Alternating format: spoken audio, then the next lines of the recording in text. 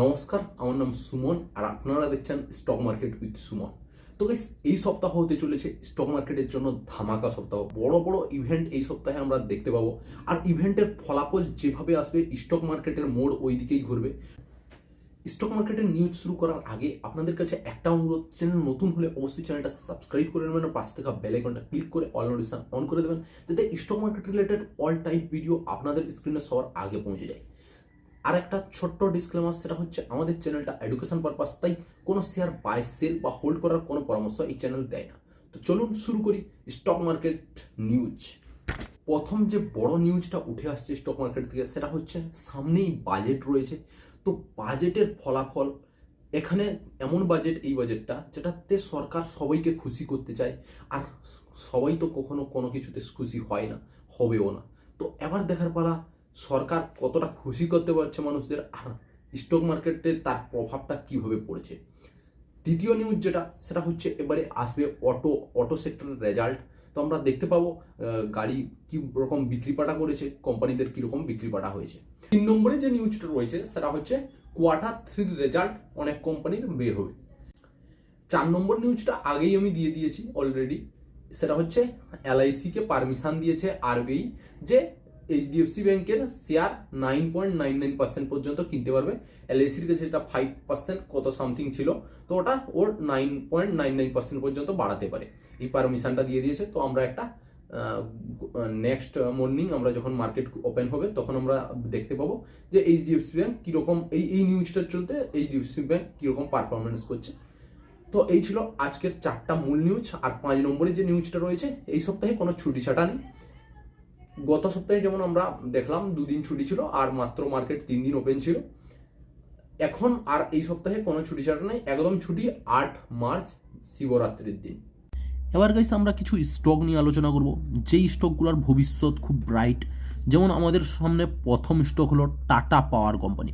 এই কোম্পানিটা ভবিষ্যৎ নিয়ে ভাবে, মানে ভবিষ্যতে যেগুলো আমাদের প্রয়োজন হবে, যেমন ভবিষ্যতে এই আর 5 বছরের মধ্যে দেখবে মার্কেটে যে সমস্ত যানবাহন চলাচল করবে তাদের 50% ইলেকট্রিক হবে। তো এই যে টাটা পাওয়ার কোম্পানিটা, এই কোম্পানিটা ইলেকট্রিক চার্জার স্টেশন বসায়। শুধু এটাই কাজ করে না, রিনিউয়েবল এনার্জিতেও কাজ করে।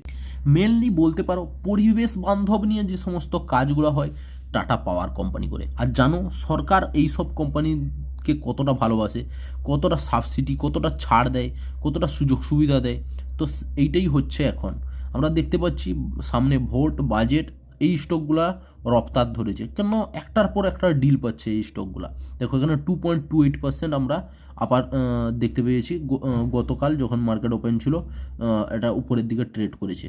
এই দেখো প্রাইস ছিল 182 টাকা, লো লেগেছিল 182, সেখানে হাই 367, জাস্ট ডবলের কাছাকাছি হয়ে গেছে। ঠিক আছে, এখানে দেখো স্টক P34, মার্কেট ক্যাপ দেখো 1,16,662 কোটি টাকার মার্কেট ক্যাপ।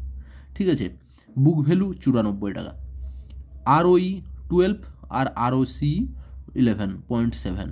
তো এবার আমরা একটু এর দেখে নেব স্টক। দেখো এই স্টকগুলোর একটা জিনিস দেখবে, অনেক দিন ধরে এরা কনসলিডেট করে নিচের স্তরে। দেখো কত দিন এরা কনসলিডেট করেছে, তারপর যেমনি উপরের দিকে উঠা শুরু করেছে, দেখছো কিভাবে রিটার্ন মেরেছে। তারপর আবার এতদিন কনসলিডেট করলো, তারপর আবার দেখো উপরের দিকে উঠা শুরু হয়েছে। ঠিক আছে, এই সমস্ত স্টকগুলো ভবিষ্যতের স্টক বলতে পারো। এখন এই 250 টাকা 350 টাকায় পাচ্ছ, ভবিষ্যতে এই সমস্ত স্টকই দেখতে পাবে 1500-2000 টাকায়। ঠিক আছে, এবার আমরা একটু সেলস দেখে নেব। এই দেখো কোম্পানির সেলস ছিল 2020 সেপ্টেম্বরে 8,290 কোটি, ওটা বেড়ে দাঁড়িয়েছে 15,738 কোটি টাকা 2023-এ। 3 বছরে ডবল হয়ে গেছে বিক্রি।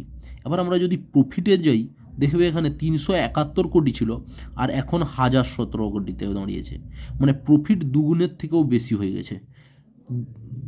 এবার আমরা যদি এটা কোয়ার্টারলি আমরা দেখলাম, আমরা যদি ইয়ারলিও দেখি, এখানে দেখতে পাবো 2020-তে কত ছিল 29,136 কোটি, এখন হয়ে গেছে 57,534।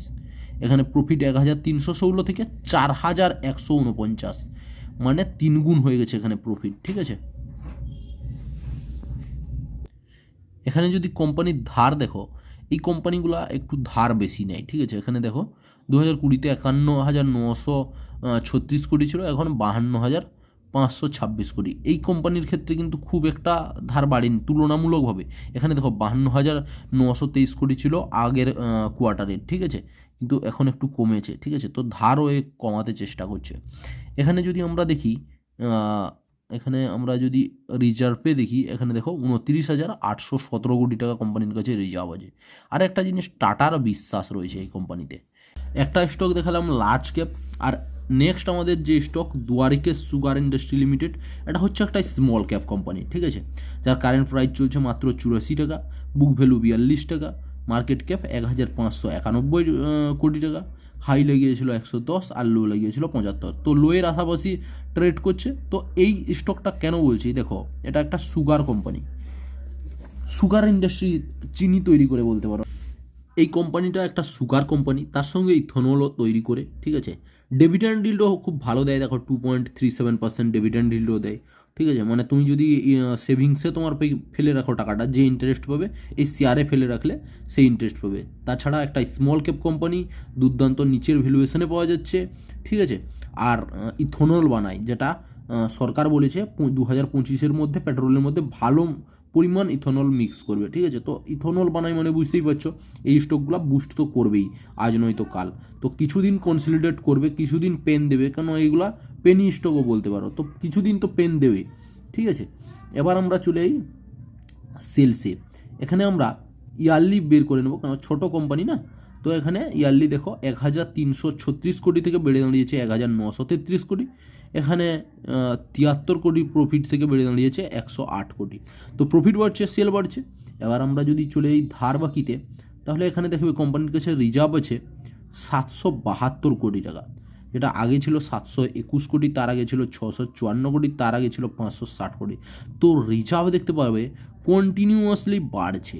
এখানে যদি আমরা ধার চলে যাই, এখানে দেখো 2020-তে ধার ছিল 846 কোটি, তারপর হলো 609, তারপর হলো 524, তারপর হলো 375, তারপর হলো 268।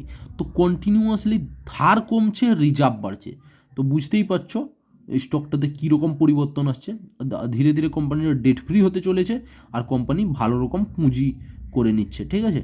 এবার আমরা যদি কোম্পানির একটু শেয়ার হোল্ডিং পেটে যাই, 21-এ ছিল 42.8% প্রমোটারের কাছে, এখন সেটা বেড়ে দাঁড়িয়েছে 42.9%।